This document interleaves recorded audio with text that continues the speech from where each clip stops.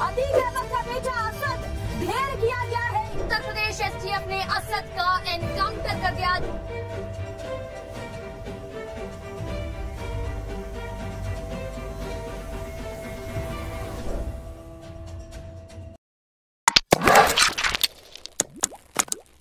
दोस्तों, अपराध जब हद के बाहर चला जाता है तो कानून के पास कड़ी कार्रवाई करने का अलग दबाव आ जाता है, जिसका रिजल्ट अंत में अपराधी के एनकाउंटर के रूप में मिलता है। जी हाँ, और यही हुआ अतीक अहमद के बेटे और 5 लाख के इनामी बदमाश असद अहमद के साथ, जिसे 49 दिनों की तलाश के बाद आखिरकार यूपी पुलिस की स्पेशल टास्क फोर्स ने एनकाउंटर में मार गिराया।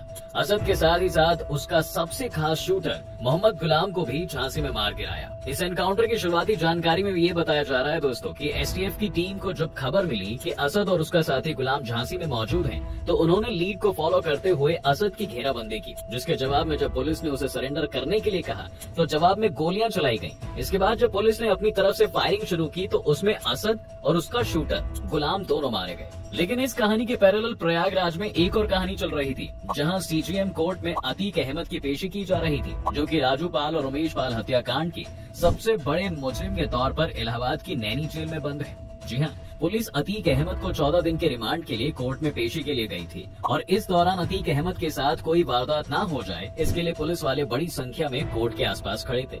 लेकिन जैसे ही कोर्ट परिसर में अहमद असद के एनकाउंटर की खबर फैली, वैसे ही कोर्ट में मौजूद वकीलों ने नारेबाजी करना शुरू कर दिया। लेकिन जब ये खबर अतीक को पता लगी तो ऐसा बताया जा रहा है कि कोर्ट में ही वो रोने लगा और इस तरह से अतीक के आपराधिक जगत का बहुत बड़ा चैप्टर बंद हो गया। लेकिन आपको जानकर हैरानी होगी कि असद, जिसका एनकाउंटर किया गया है, कुछ महीने पहले तक वो लखनऊ के टॉप स्कूल में पढ़ने वाला एक ब्रिलियंट स्टूडेंट था और उसने इसी साल इंटरमीडिएट पूरा किया था, जिसके बाद वो आगे की पढ़ाई के लिए विदेश जाना चाहता था। लेकिन परिवार के आपराधिक इतिहास की वजह से उसका पासपोर्ट क्लियर ही नहीं हो सका और उसे फाइनली लखनऊ के एमिटी यूनिवर्सिटी में एडमिशन लेकर लॉ की पढ़ाई शुरू करनी पड़ी।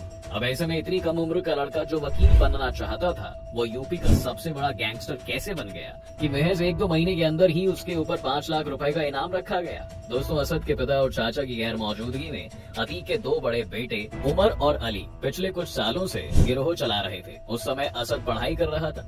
पुलिस को शक था कि असद ने उमेश पाल की हत्या की योजना बनाने के लिए जेल से अतीक और अशरफ यानी कि अतीक के भाई से सलाह ली थी। खैर, अतीक का गैंग उसके 2 बड़े बेटे चला रहे थे, लेकिन साल 2018 में अतीक का सबसे बड़ा बेटा उमर सुर्खियों में आ गया, क्योंकि उस समय उमर ने लखनऊ में एक प्रॉपर्टी डीलर का अपहरण कर लिया था, जिससे रंगदारी वसूलने का कोई मामला था। आपको जानकर हैरानी होगी यहाँ पर कि उस वक्त अतीक अहमद यूपी की देवरिया जेल में बंद था और अपहरण करके उमर उस प्रॉपर्टी डीलर को देवरिया जेल ले गया था।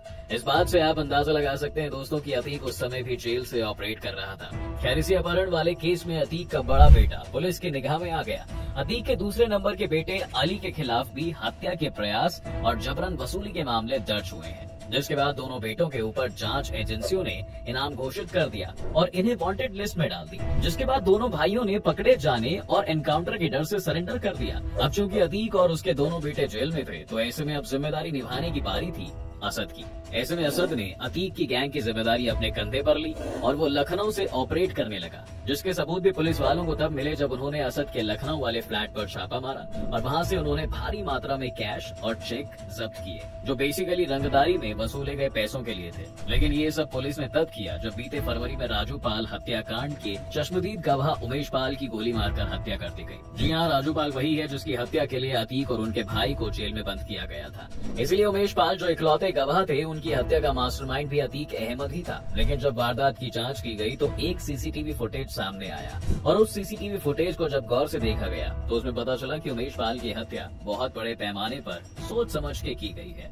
उसी के बाद ये पता चला कि असद अहमद 24 फरवरी 2023 को प्रयागराज में उमेश पाल मर्डर को अंजाम देने पहुंचा था। सीसीटीवी में वो खुले चेहरे में हाथ में लोडेड हथियार लिए हुए दिख रहा था। घटना स्थल पर उसकी चाल ढाल से अंदाजा लगाया जा सकता है कि मर्डर की कमान उसी ने संभाल रखी है। इसी के बाद असद पर आरोप है कि उसने उमेश पाल हत्याकांड को अंजाम देने के लिए गुजरात की साबरमती जेल में बंद अपने अतीक अहमद के गैंग के आधा दर्जन से अधिक शूटरों को लीड किया। इस हत्याकांड को 24 फरवरी की शाम दिन के उजाले में जिसे खुलेआम अंजाम दिया गया, उसने उत्तर प्रदेश पुलिस को हिलाकर रख दिया है। इसके बाद यूपी पुलिस के ऊपर तुरंत एक्शन में आने का दबाव बढ़ गया और पुलिस ने शुरुआत में ही इस मामले में शामिल रहे 2 शूटरों को एनकाउंटर में मार चुकी थी, जबकि फरार चल रहे असद और उसके 5 अन्य साथियों पर 2.5 लाख रुपए का इनाम घोषित हो गया। पुलिस की कई टीमें उन्हें पकड़ने के लिए यूपी के साथ ही साथ देश के कई राज्यों में दिन रात जुटी हुई थी और ताबड़तोड़ छापों का दौर लगातार जारी था। इस दौरान जब असद ने इस घटना को कैसे अंजाम दिया, इसकी जांच भी की जा रही थी। वारदात को अंजाम देने के लिए उसने अपने उम्र के लड़कों को साथ में रखा था। गोली चलाने के लिए शूटर मिल गए, लेकिन दहशत फैलाने के लिए उसने अपने पिता अतीक के सबसे करीबी गुड्डू मुस्लिम को बुलाया था। राजू पाल मर्डर केस में भी आरोपी रहे गुड्डू मुस्लिम वारदात को अंजाम देने से 3 दिन पहले असद से मिला, जहां उमेश की हत्या की योजना बनाई गई। हथियारों का इंतजाम हुआ, जिसके बाद कचहरी से लेकर उमेश पाल के घर तक अतीक के गैंग के लोग फैल गए। जिसके बाद पहली बार अतीक का बेटा असद कोई आपराधिक घटना यानी किसी की हत्या करने के लिए बेखौफ सबके सामने आया। उसने ना तो अपना चेहरा ढका और ना ही पहचान छिपाने की कोशिश की, जिसके बाद वो उमेश पाल पर गोलियां बरसाते हुए नजर आया। वारदात को अंजाम देकर कार से ही अपने घर पहुंचा, वहीं पर सड़क किनारे कार खड़ी कर दी और दूसरी गाड़ी से शूटर और हमलावर अलग अलग निकल गए। इसी हमले के साथ ही असद अहमद स्टूडेंट से यूपी पुलिस का सबसे मोस्ट वांटेड अपराधी बन गया और यूपी पुलिस के ऊपर बहुत सारा प्रेशर बढ़ता जा रहा था।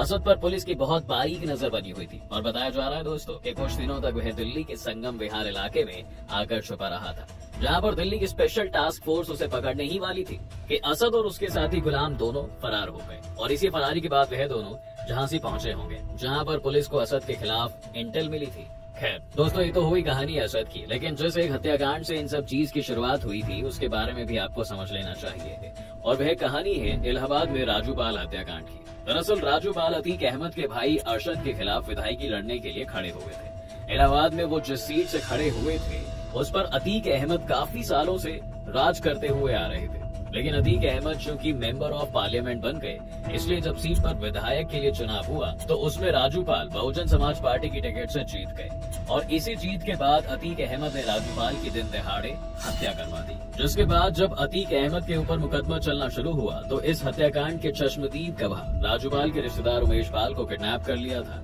और उमेश पाल को अतीक ने एक लिखा हुआ बयान दिया और उन्होंने उमेश से ये कहा कि आप कोर्ट में यही बयान बोलेंगे। अपने परिवार और अपनी जान की खातिर उमेश पाल ने राजू पाल हत्याकांड में अतीक अहमद को बेकसूर बताया, जिसके कारण अतीक जेल से रिहा हो गया और यह मामला वहीं खत्म हो गया था। लेकिन कुछ सालों पहले उमेश पाल ने फिर से राजू पाल हत्याकांड के खिलाफ पुलिस में शिकायत दर्ज करवाई और उन्होंने अपनी किडनैपिंग की बात भी पुलिस को बताई, जिसके बाद अतीक अहमद को गिरफ्तार कर लिया गया।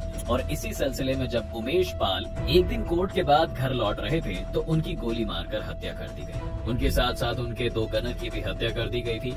यहीं से असद की कहानी शुरू हुई थी और यही था दोस्तों पूरा मामला।